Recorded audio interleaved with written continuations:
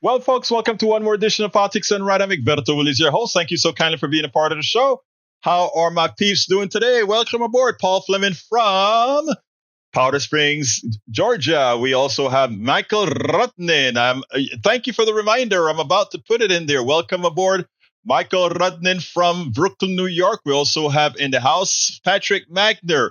Meow is what Patrick says, from Houston, Texas. And we also have Melanie Keelan from Barcelona, Spain. And of course, we have Eric Hayes, my buddy, who refused to think critically, but I love him anyway. I love you anyway, Eric. But critically think, brother. There's so much one can take. There's so much one can take. There's so much the chat room can take. And Lee Grant from Montgomery County. How are you doing? How are you doing? How are you doing? I'm putting it on Blue Sky as we speak, Radnin. If it weren't for you, I wouldn't get it up there. So for that, I thank you. I thank you. I thank you. So let me just get the little narrative in there real quickly, and it'll be right there for you, Mr. Radnin. I appreciate your constant reminders. I couldn't do it without you. All right. We also have in the house Bruce Pollard, Me3. How you doing, Bruce? Love you, my brother. Is in the house as well.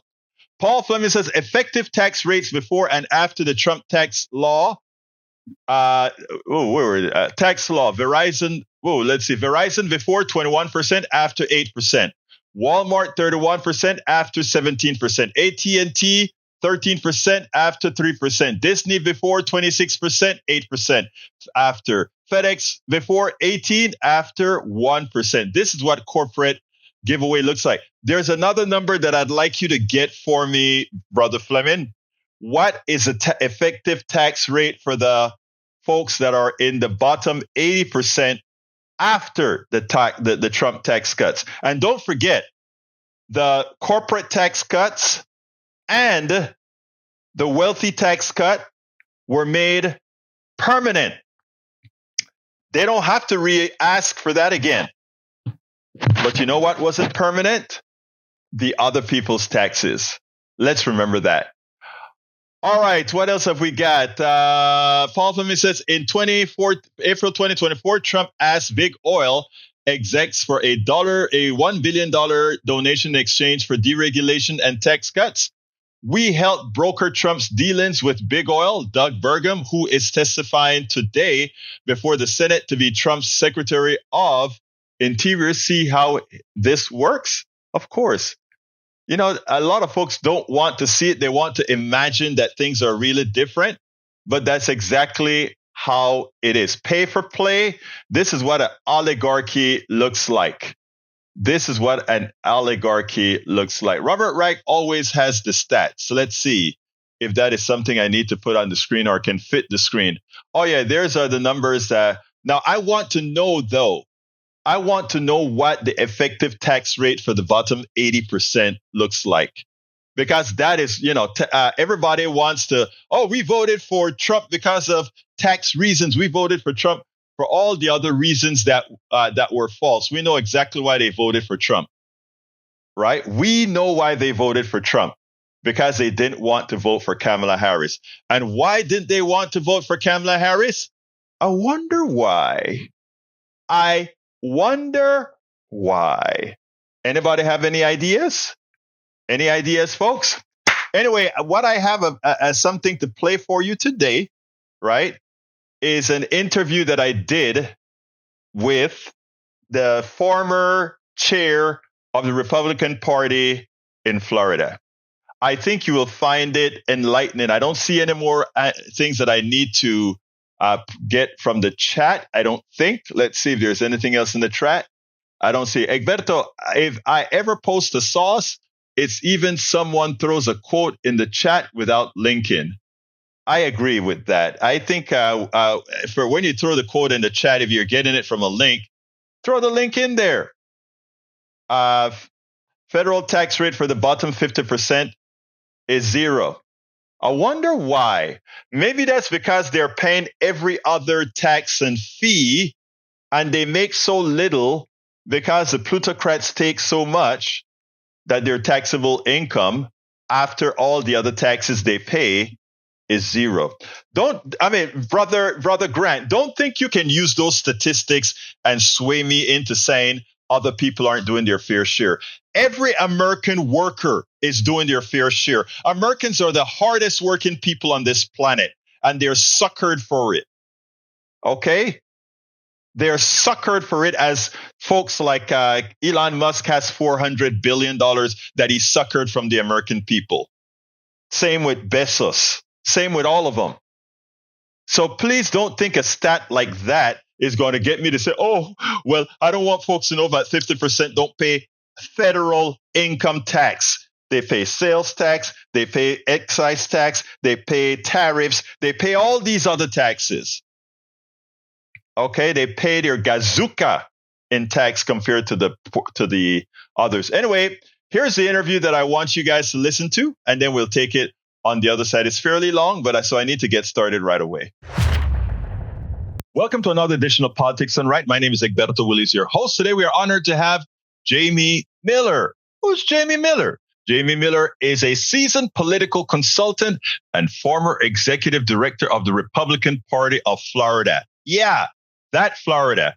And he's been engaged with thousands of politicians, so he knows his territory very well. One of the reasons I wanted to have Jamie is, as you guys know, what we believe in here. You have to have that dialogue, and people must be aware of where people stand, where their true beliefs are, what they intend to do for you, or what I always say as well, to you. Jamie, thank you so kindly for being here on Politics Done Right. That's my pleasure. I look forward to the discussion. Hey, first of all, you know where I got to start. I have to start at today and by the way, you pick the date, not me. Today's January 6th. Make your case. I don't know what case you're asking me to make. I have been on record, saying that, I think the Department of Justice, for the most part, has done a good job of trying to separate people who were accidental tourists and those who showed up to the Capitol in Kevlar vests and Kevlar helmets and maybe not intending to do good things. And so I think that was very small. I think the broader issue, and I think maybe not even my stance, but I think a lot of people on the right have a legitimate gripe when they look at January 6 protesters and the amount of money, time, and effort the federal government put into finding them, prosecuting them, and putting and having them in jail,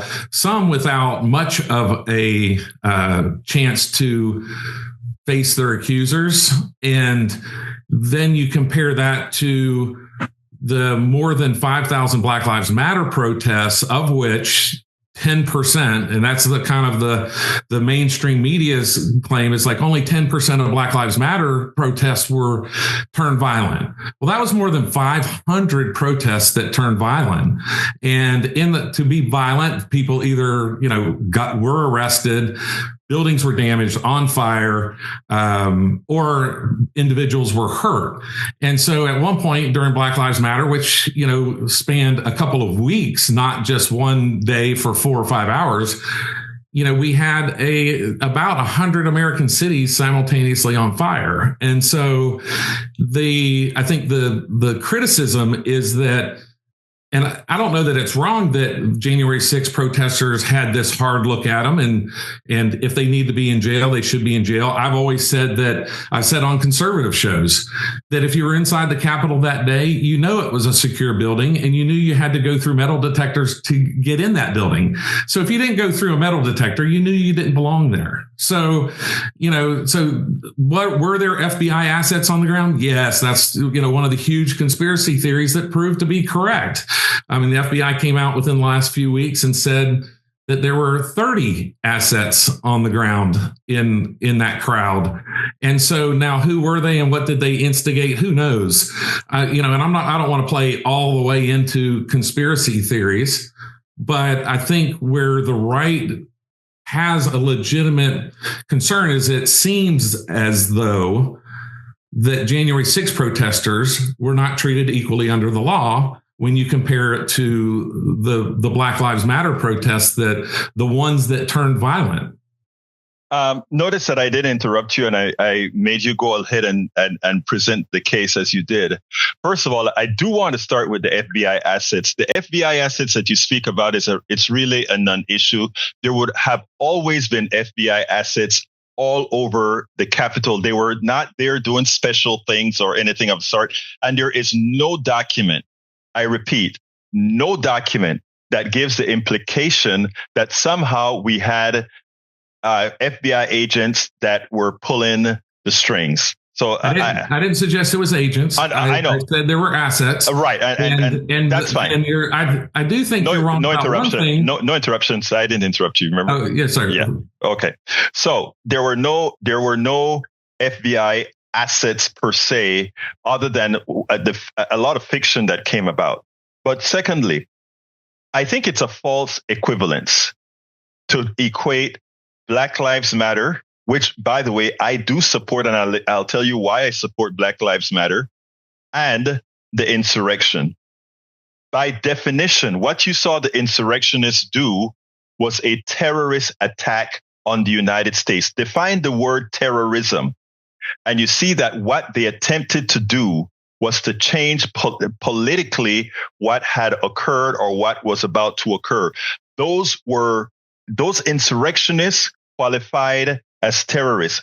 I consider that whereas you say the State Department, or not the State Department, the Department of Justice did a good job, I think they did a horrendous job.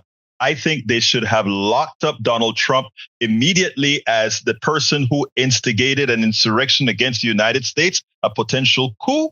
And I also think not only should they have locked him up, but they should have gotten all those folks that they could have rounded up with AK-47s and all the guns that they had. Every single one of those people should have been arrested on the spot.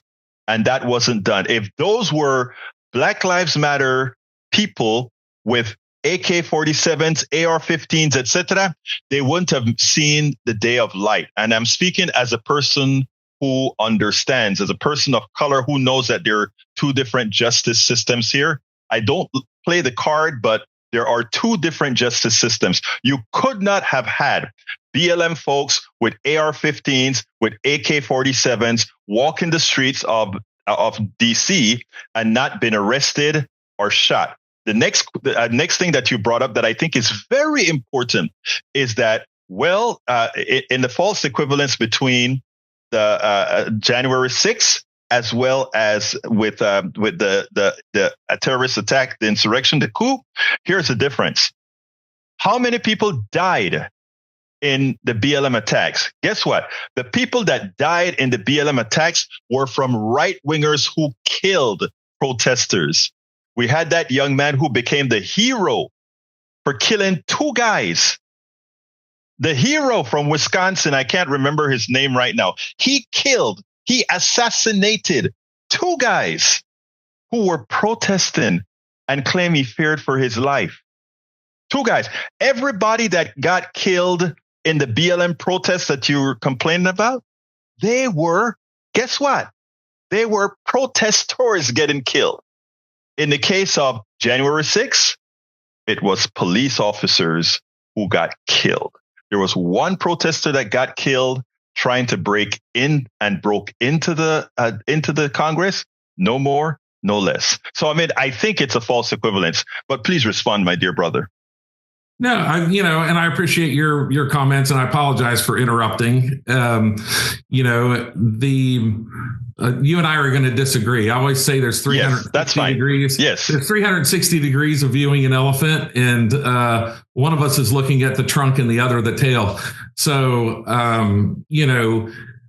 I think what I said was that people on the right feel like there were different levels of justice. Like you said, you have felt as an African-American man, As a black man.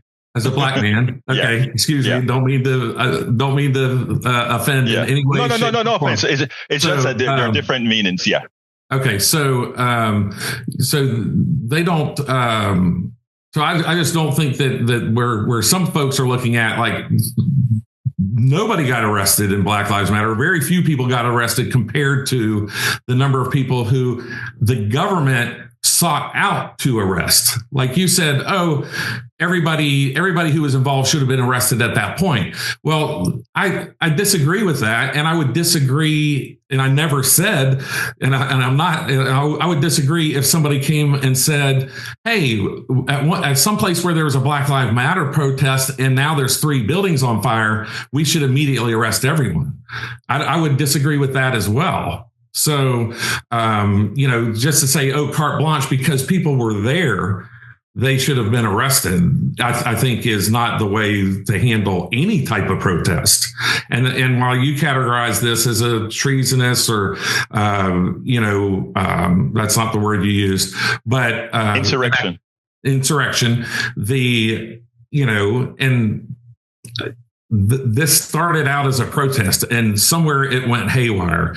And I don't think that 90% of the people there meant for it to go haywire, and we can get into, I don't know that we need to, because I just think we're going to disagree on the number of people who are protecting the Capitol during Black Lives Matter versus the number of people who are protecting the Capitol that day. That was a problem. And how people, we have these videos of there, on one side, there's videos of, Capitol Police, not Capitol Police, but mostly DC police who are wearing body cams, who are struggling with protesters mostly outside, and then Capitol Police and people walking through the Capitol. Right. And now they did some stupid things. They sat at Nancy Pelosi's desk. They carried her lectern around. They made quite frankly, some of those folks made life-changing decisions to be accidental tourists. Right. And I know the one person who was seen, smiling and kind of making a wave as he was carrying Nancy Pelosi's lectern lives near Tampa, Florida. And so that case has received a lot of press here, and him doing that has destroyed his life for the most part. I mean, I don't even think he ended up doing that much time. I think it was kind of a time served thing. But as far as his profession, his family, I think if he had that day to go back, and he wasn't accused of doing anything violent. It was stupid. It was he broke into her place, right? Well, I don't know that he broke in. My understanding was that this lectern was kind of held in kind of a secret staircase, right? But who cares, right? We can get into particulars and argue about that. I don't know that helps either one of us or helps your show. But the truth of the matter is, and I agreed to this at the beginning, I would assume that nearly everyone in that crowd knew that that's, number one, a secure building. Number two, you walk through metal detectors to get into it. And if you didn't do those two things, you didn't belong there. Or that you have a badge that allows you there. Right. And so, so even the accidental tourist, if you want to call some of these folks that, and I think there are some of those folks who ended up being that they were they weren't at the front end of breaking a window or breaking a door. And when the police stood aside and stood down or whatever, they're letting us in. All right. Well, now they're, but they knew they didn't belong there. And I'll agree to that. But what do we round them all up and put them in prison for years? No, I think the Justice Department did the least that they could do. And notice I said the least that they could do. I would have rounded up a lot more than what's rounded up. Of course, I would have done a lot more because I saw on TV, I saw a lot more than 1,000 violent people breaking windows and terrorizing the building with my own eyes. And by the way, you are right that BLM had a lot of property destruction, etc. BLM was a riot. And you're correct. It was a riot. And there are some people, in fact, here in Houston, a lot of folks went to jail as they did the BLM riots here. And I've always said, when I protest with the knowledge that I may be arrested and I would pay the price for whatever wrong that I did. What I find too often on the right is many on the right, I'm not talking about you now, but many on the right want to be exempted. They think they have free will to do things without penalty. Now they expect to get a pardon from Donald Trump after having done wrong. But I think that's enough on January 6th. Let's talk some other issues. I brought that up because it's January 6th and, all of that. But let me ask you. It's a great way to get warmed up. It's a great way to get warmed up. But just let me say, my dear brother, I think a lot of times, yes, we look through the lens of our ideologies a lot of times, but there are certain things I feel should be considered absolute. And I think if we had a reversal, for a long time, the right has tried to claim the mantra of the flag and the rule of law and all these other issues. And it turns out that the one time it was supposed to be practiced, they allowed somebody like a Donald Trump, somebody that I have no respect for at all. I'm sorry, but my president is now a convicted felon. My president is now, in my opinion, a very evil person that has harmed a lot of people. But that's beside the point. Let's talk policy. You're a Republican out of Florida. And DeSantis has been the governor. He won by, I think, the largest percentage of votes in modern history. Yeah. In modern history, right? So he's a very well liked governor in Florida. And let me tell you something interesting. I have listeners that are Republicans of my program, and a Florida resident just wrote me and said, I am a registered Republican. She wants to let me know she's a registered Republican who also voted for DeSantis, would never vote for Trump, would never vote for many of her Republican Party folks because of where Trump has taken them, why she has taken solace with Democrats. But as she said, she's a Republican, and she wants me to know she's a Republican. What are your thoughts on what kind of Republican are you? I think both parties are struggling with their identity. To specifically answer your question, I consider myself, for lack of a better term, a legacy Republican. You can probably see behind me a picture of Ronald Reagan. I've got George W. I've got a picture of me and Donald Trump. So I've been involved with Republican politics a very long time. And Donald Trump has 4 years as president, and then there will be other Democrat and Republican presidents after him. So I've been a Republican prior to Donald Trump. I'll be Donald Trump's presidency. I'll be a Republican, likely Republican, after his presidency. So, that's who I consider myself. And I think there's a lot of people, I hear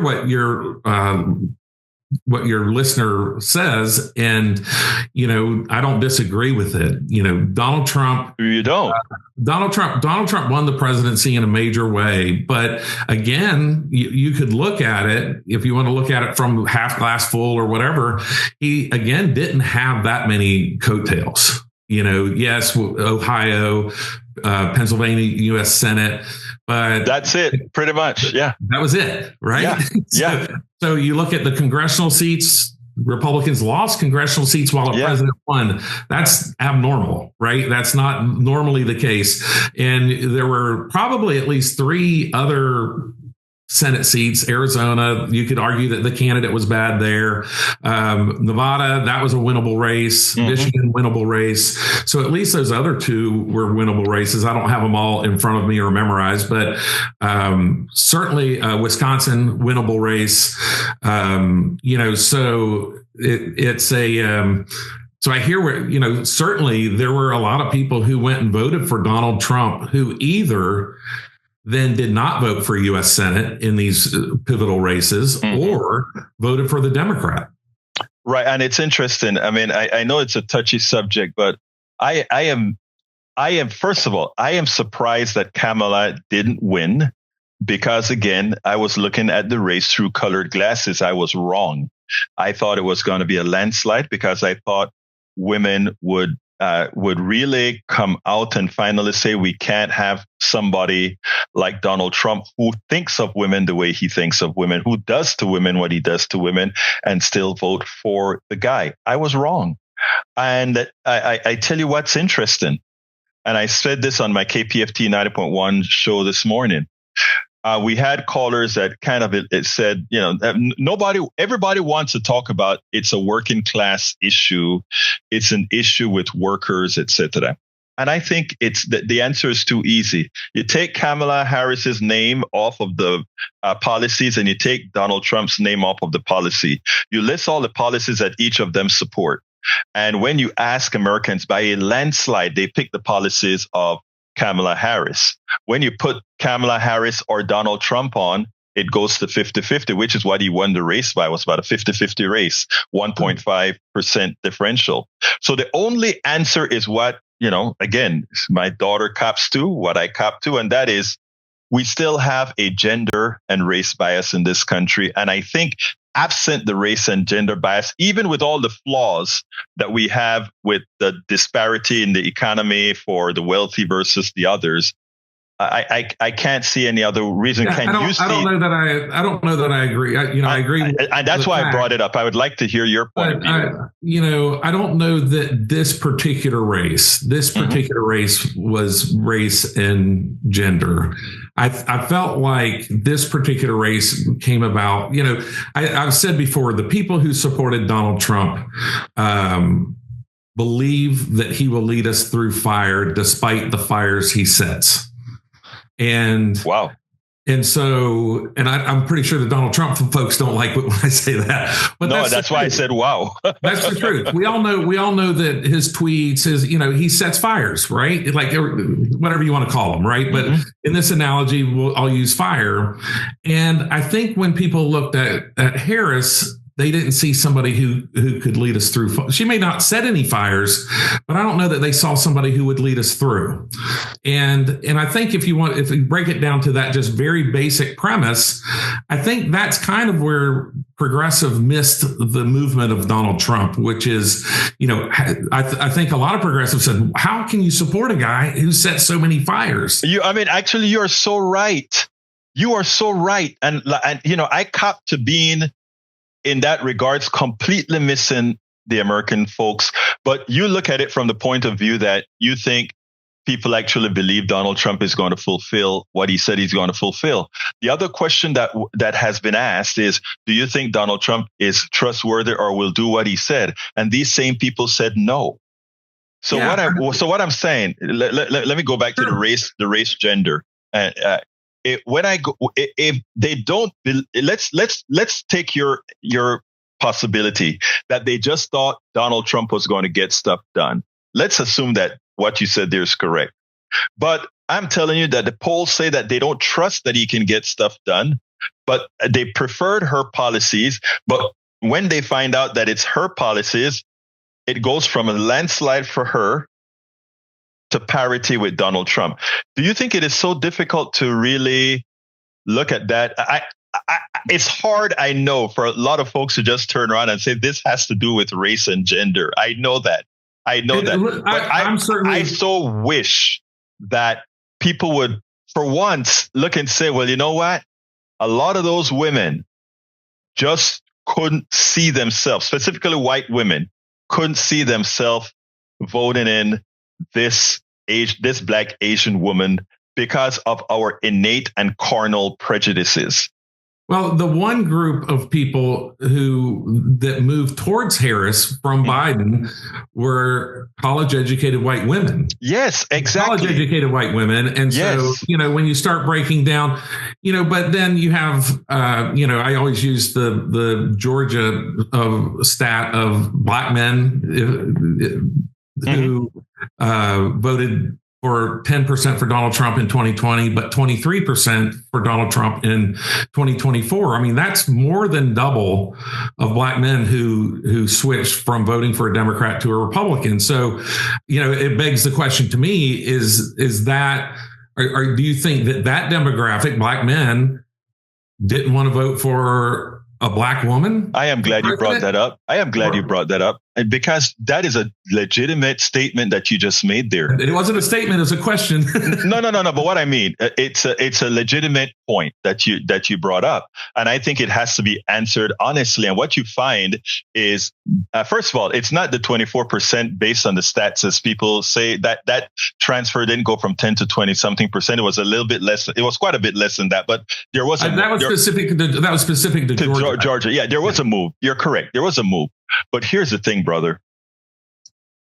Black men are chauvinist, sexist, just like white men, just like Latino men.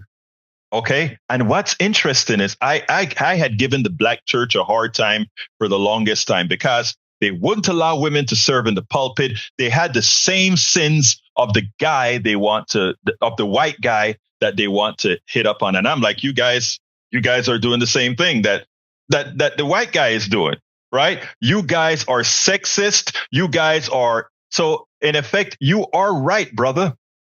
Well, and I'm not trying to be an antagonist, but this is an honest question just because we're having an honest discussion. And what I'm saying is you're right. And black men are sexist, chauvinist, just like white men and Latino men. Did those black men who switched, that 10 or 13%, let's not quibble about the number, whatever that number is. Right. The black men who switched from Biden to Trump, did they vote for Trump or against Harris? They voted for Trump. The ones that I knew, because I have, and this is scary to say, I have some some millennials, that young black men that I had long conversations with. And in effect, they voted for Trump because they didn't think a woman could do it. And Trump said he was going to do it. And I remember I had a Panamanian ball that we had. A couple of guys came and they told me, oh, yeah, we voted for Trump. And I'm like, OK, give me the reasons why. And they went through things like how he's going to give that and X that. And I started to go through policy. And I said, do you understand that there are certain policies that right now supports you, student loan forgiveness, etc., that he's intent on getting rid of? Really? Didn't know that. I didn't know that. And did you know that, by the way, your mother is going to be, your mother has a stroke. Kamala Harris wants to support policy with Medicare at home. You knew that, right? No, I didn't. And it was a different story. We have an uneducated population that don't vote on policy. Now, look, you're a rich guy. You probably, voting for Trump is it's in your own interest. So that's probably the funniest thing that you've said, that I'm a rich guy, but go ahead. No, I made an assumption. Forgive me. My assumption is wrong, brother. Forgive me, but if my assumption is wrong. But what I'm saying, my point is that those frames are all from IKEA. I promise you.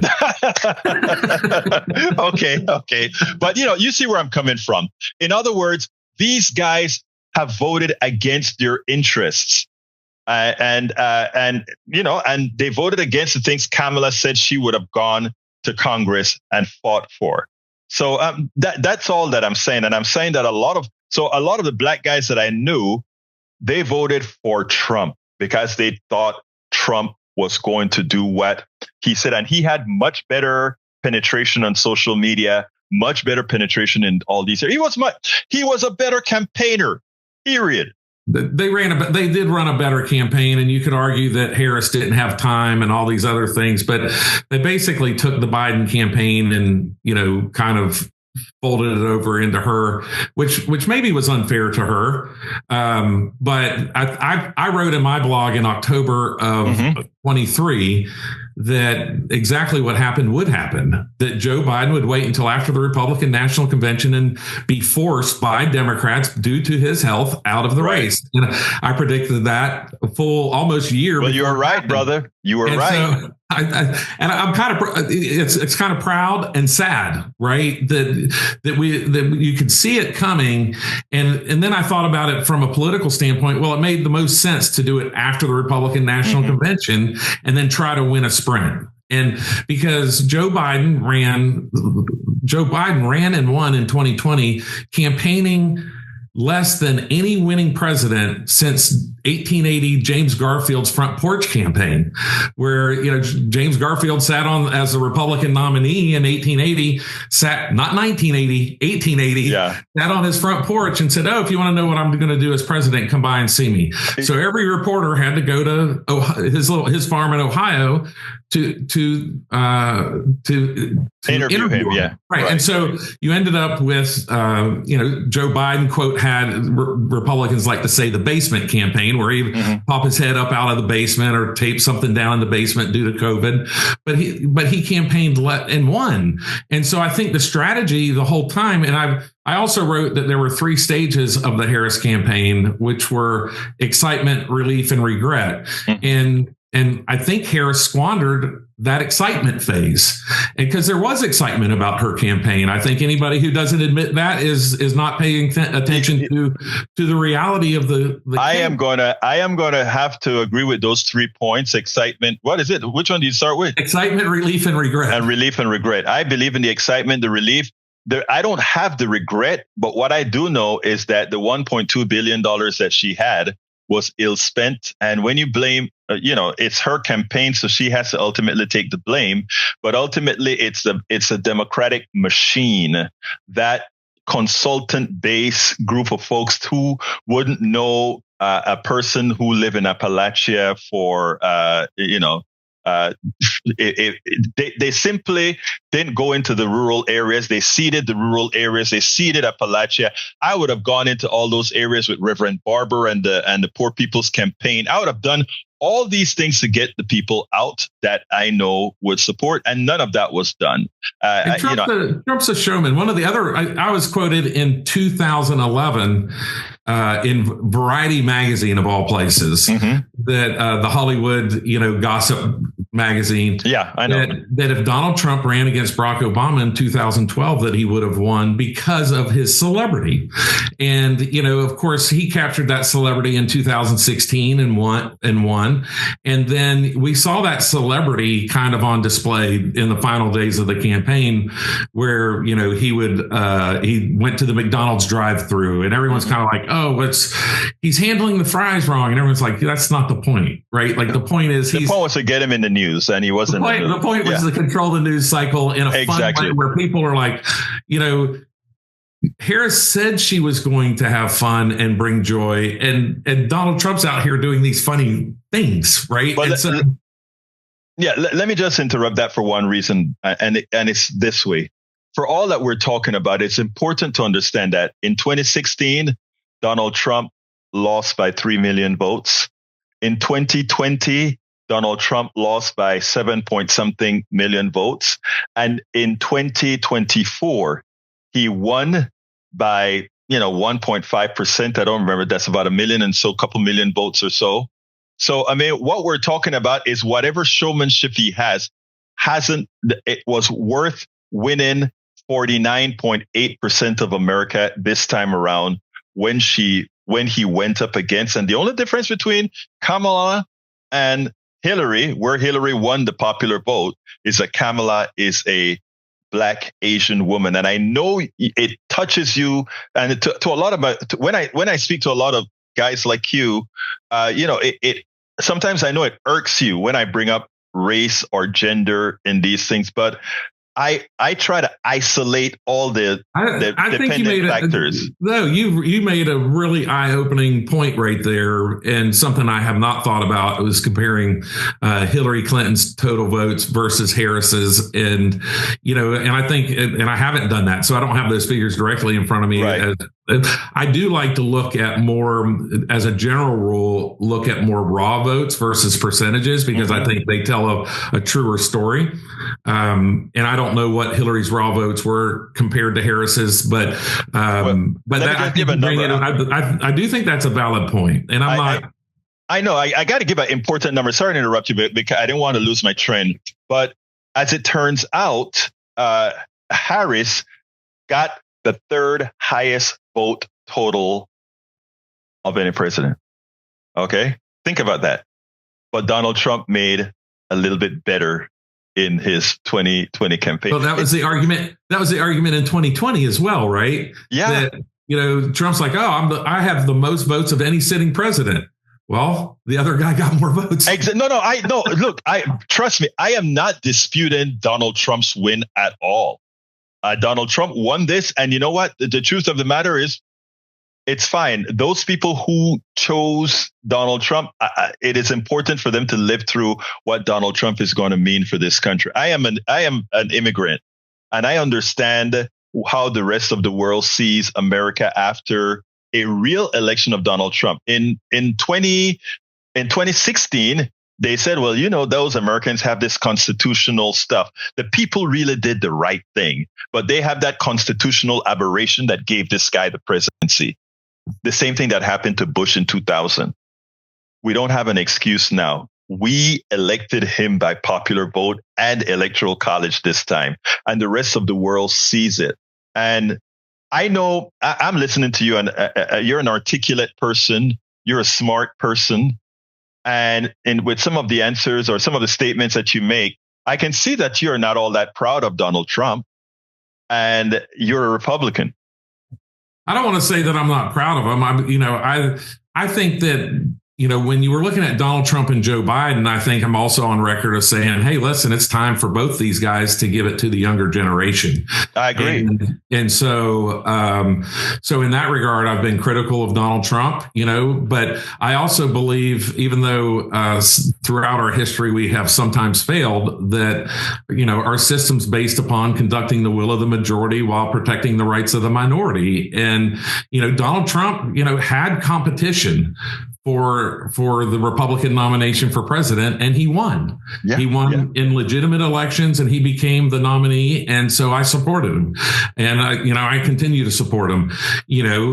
Harris is one of the first nominees to never win any election to become the nominee, not a convention, not a primary, nothing. Well, I think that's unfair. I think that's unfair. She won as the guy's vice president. So she was elected with the guy, and her job is, if he can't do it, she takes command. But a vice president doesn't necessarily become the nominee for your party each and every time. Exactly. But Al Gore became the nominee. Herbert Walker Bush became the nominee. Biden did not the first term. But that's modern history. You go before, Reagan, the vice president never became president. My brother, however, she followed the rules.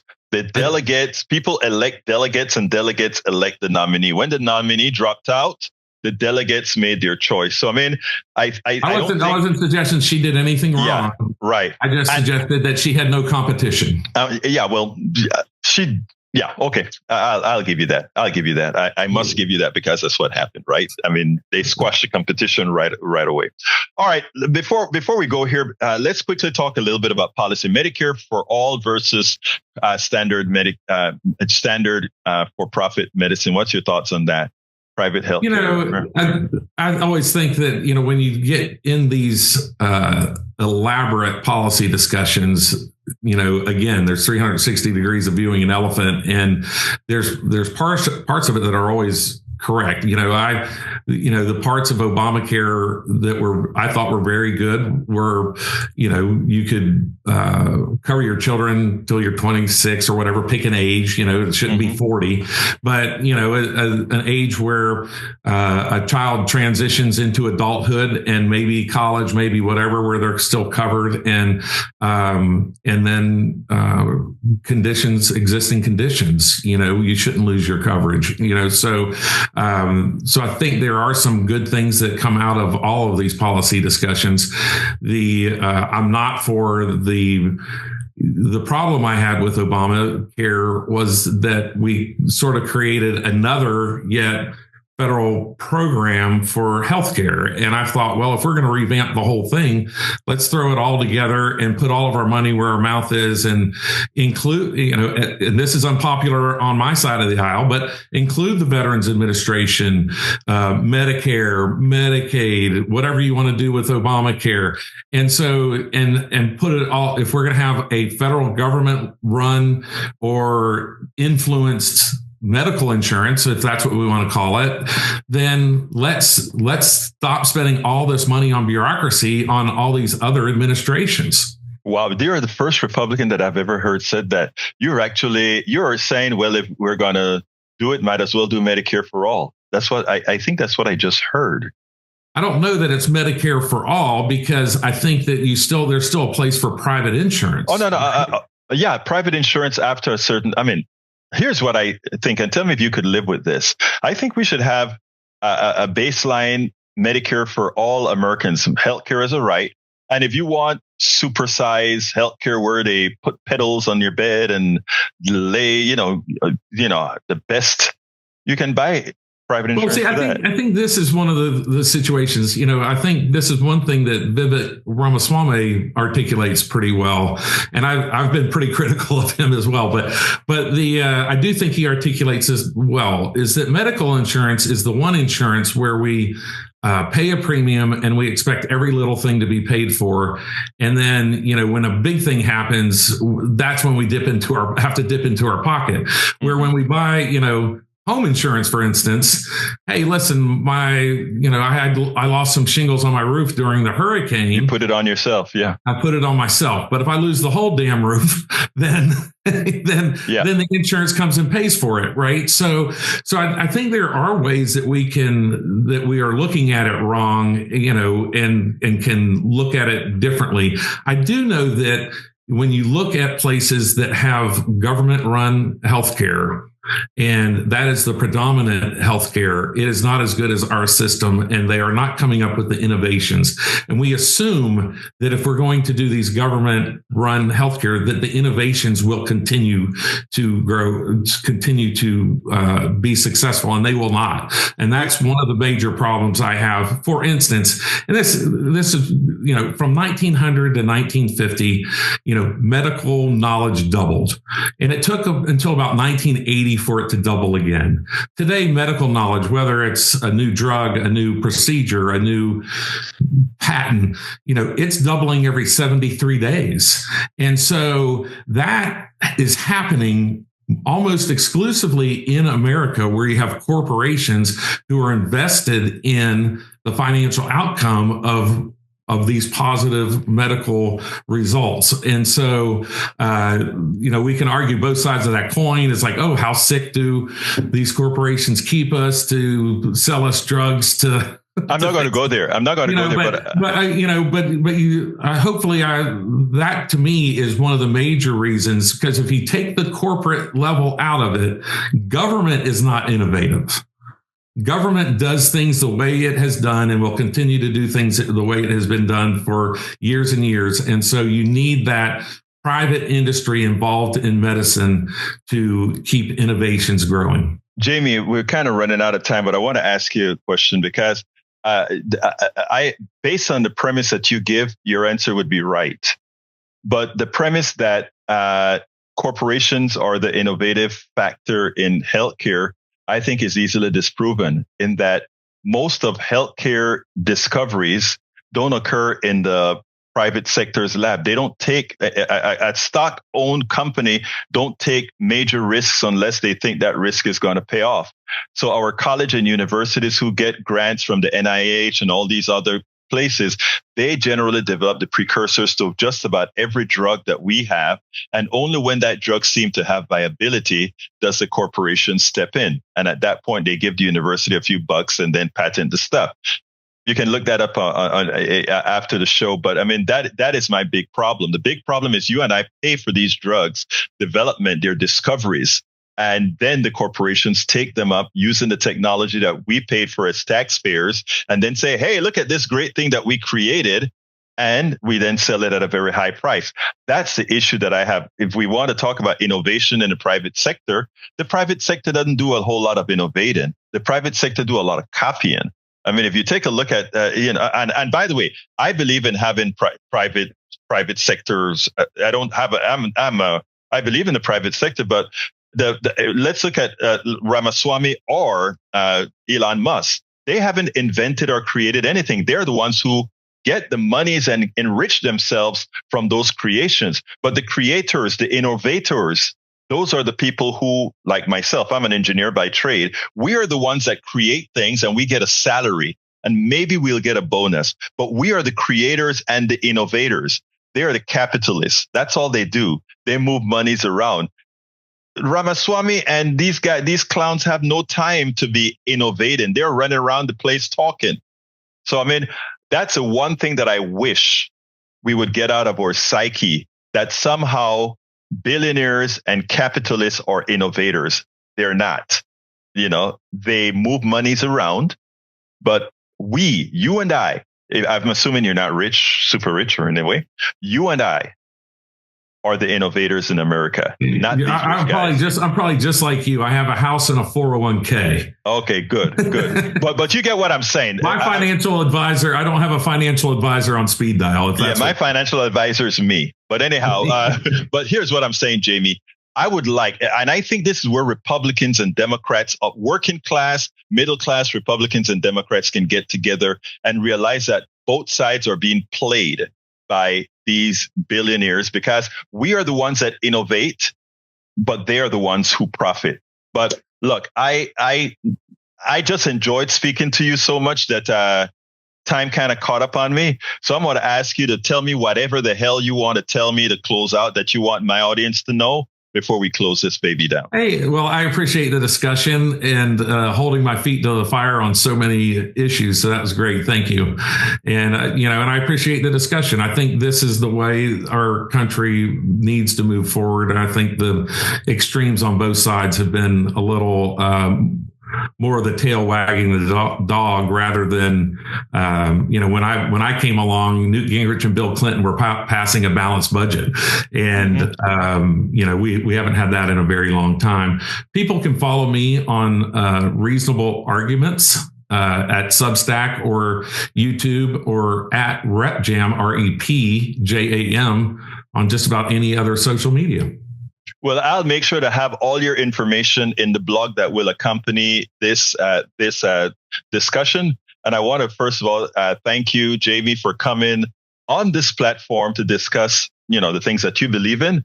And I hope to have you again sometimes. We've been speaking to Jamie Miller, a seasoned political consultant and former executive director of the Republican Party of Florida. Thank you so kindly for having been on Politics Done Right. It's my pleasure. Thank you. All right, folks, I hope you enjoyed that. I actually enjoyed the conversation. You don't have to agree, right? But at least he entertained. Now, he left he said, you made me think about things that I hadn't thought about before. If you can leave a conversation on whatever side where people are saying, let me think about it. I mean, he's not a MAGA guy, but again, he's still a party guy. But he's not a MAGA guy. Anyhow, folks, we are at the end of the show today. That was a rather long interview. The one thing I want to say is please support us however you can. What I ask right now is that you support us via our Substack. Become a paid subscriber, and that would help us continue to do the hard work that we do. You can do that by going to politicsdoneright.com/newsletter. Again, that is politicsdoneright.com/newsletter. If you have any questions or whatever, remember, you can always send me an email at info@politicsdoneright.com. That is info@politicsdoneright.com. I want to thank you guys so kindly for being a part of Politics Done Right today. And don't forget, support us however you can. My name is Egberto Willies, and you know how I end this baby. I am what? We spend a lot of time deconstructing the news, trying to parse it into a form that everybody can understand. We try to find those little nitpicks where it flies above the fray, etc. If you really like these videos that we do, I want to ask a big favor. Please go ahead. Number 1, subscribe to our channel. And number 2, please join if you can. Thank you so kindly for watching. Keep watching. Please remember to share. We must populate the entire internet with our progressive message, a message that we know is what most Americans say that they want. So help us, please join.